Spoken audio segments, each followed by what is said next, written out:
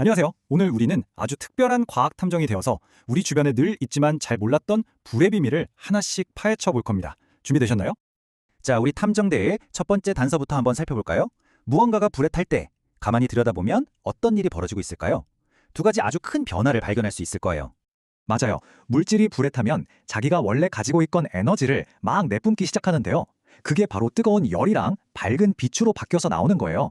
우리가 캠프파이어 할 때 나무 장작이 타면서 주변을 환하게 밝혀주고 또 우리 몸을 따뜻하게 해주는 거, 바로 그거죠. 그렇다면 불은 도대체 어떻게 만들 수 있는 걸까요? 이건 마치 비밀 레시피 같은 건데요. 딱 세 가지 재료만 있으면 돼요. 과학자들은 이 비밀 레시피를 연소라고 부른답니다. 자, 첫 번째 비밀 재료, 바로 탈물질이에요. 이걸 좀 어려운 말로 연료라고 하는데요. 쉽게 말해서 불이 먹는 밥이라고 생각하면 돼요. 그렇죠? 불도 배가 고프면 힘을 못 쓰니까요. 나무나 종이, 또 우리가 생일 케이크에 꽂는 양초 같은 이런 먹이가 있어야만 활활 타오를 수 있는 거죠. 두 번째 비밀 재료는 바로 산소입니다. 진짜 신기하게도 불도 우리처럼 숨을 쉬거든요. 혹시 촛불 켜놓고 유리병으로 싹 덮어본 적 있어요? 그럼 금방 픽 하고 꺼져버리잖아요.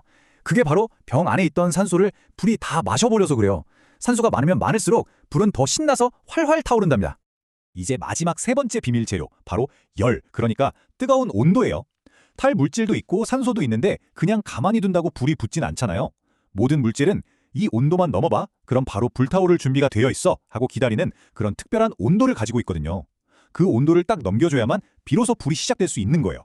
과학자들은 이 아주 특별한 온도를 발화점이라고 부르는데요. 이게 뭐냐면 불꽃을 직접 갖다 대지 않아도 그냥 그 온도에 도달하는 것만으로도 스스로 불이 확 붙어버리는 그런 마법 같은 온도예요.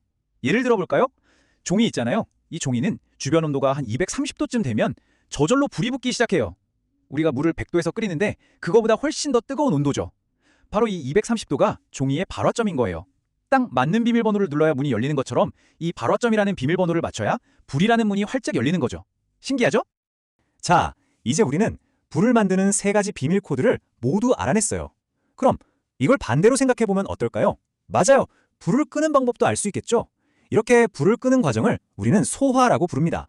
여기서 제일 중요한 포인트는 이거예요. 불을 만드는 세 가지 비밀 재료 중에 딱 하나만 없애도 불은 바로 꺼진다는 거. 예를 들어 아까 말했던 것처럼 촛불을 유리컵으로 덮으면 산소가 사라져서 불이 꺼지죠. 또 타고 있는 장작에 물을 확 부으면 온도가 발화점보다 훨씬 아래로 뚝 떨어지면서 불이 꺼지고요. 이 세 가지 중에 하나만 공략하면 되는 거예요. 아주 간단하죠?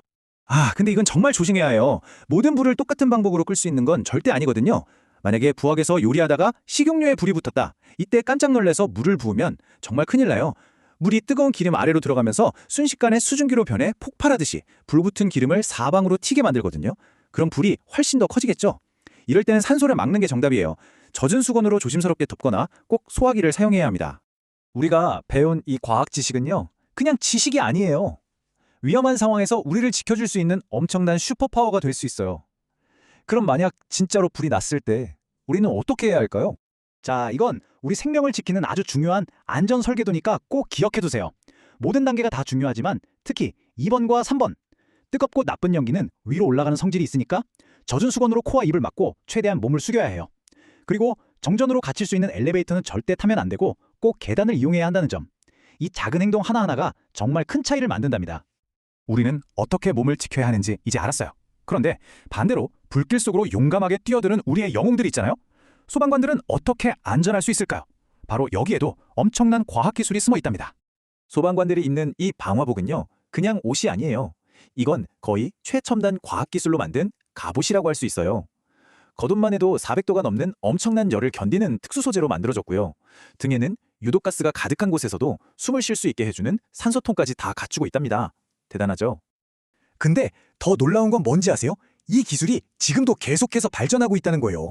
예를 들면 헬멧에 특수 카메라를 달아서 연기가 자욱한 곳에서도 사람을 찾아낼 수 있게 하거나 옷 자체에 통신 장비를 넣어서 동료들과 바로바로 이야기할 수 있게 하는 거죠.